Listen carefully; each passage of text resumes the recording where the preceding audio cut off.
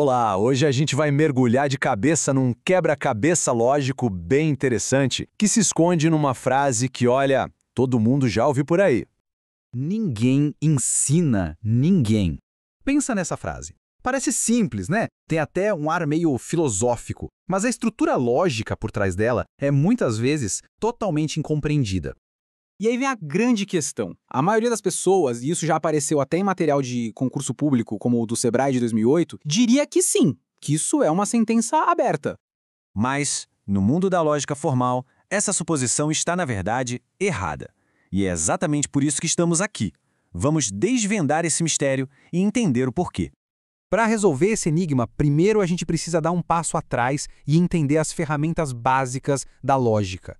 São elas que vão nos ajudar a classificar as frases do jeito certo. E a chave de tudo está aqui, na diferença fundamental entre o que a lógica chama de sentença aberta e o que ela chama de proposição. Pensa numa sentença aberta como se fosse uma frase com um buraco, faltando uma informação. É como uma equação com uma incógnita. E justamente por causa dessa indeterminação, não dá para a gente dizer se ela é verdadeira ou falsa. Fica no ar. Olha só esses exemplos. X mais 2 é igual a 5. Bom, enquanto a gente não souber o valor de x, essa frase não é nem verdadeira nem falsa. É uma sentença aberta.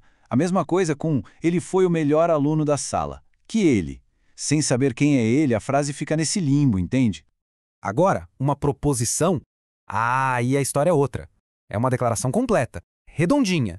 Ela tem que ser obrigatoriamente ou verdadeira ou falsa. Não existe meio termo. É o que o pessoal da lógica chama de princípio do terceiro excluído. E aqui fica bem claro, o Brasil fica na Europa. A gente sabe que isso é falso. Já a água ferve a 100 graus Celsius ao nível do mar é uma afirmação verdadeira. Não tem ambiguidade, percebe? Podemos dar um veredito claro para cada uma delas. Certo. Então, qual é o elemento secreto? A peça-chave que faz a nossa frase "ninguém ensina ninguém" pular de uma categoria para outra. O que a transforma numa proposição? Pois é, a mágica toda acontece por causa de uma única palavrinha. É ela que define o alcance do sujeito e fecha a sentença.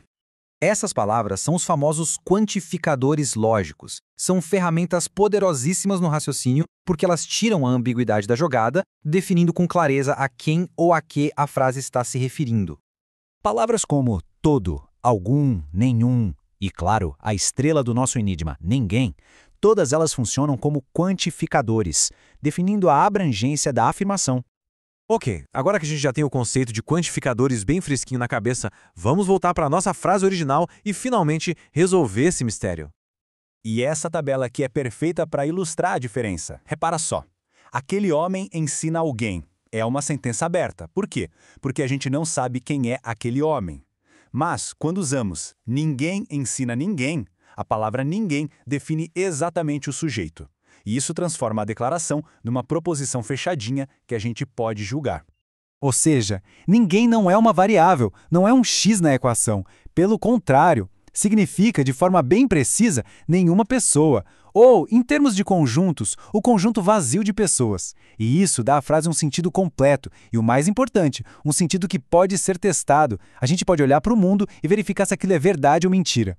Então, o grande sacada é essa. Perceber como a lógica consegue trazer uma precisão cirúrgica para a linguagem que a gente usa todo santo dia. Resumindo, do ponto de vista da lógica, a frase "ninguém ensina ninguém" é classificada como uma proposição universal negativa.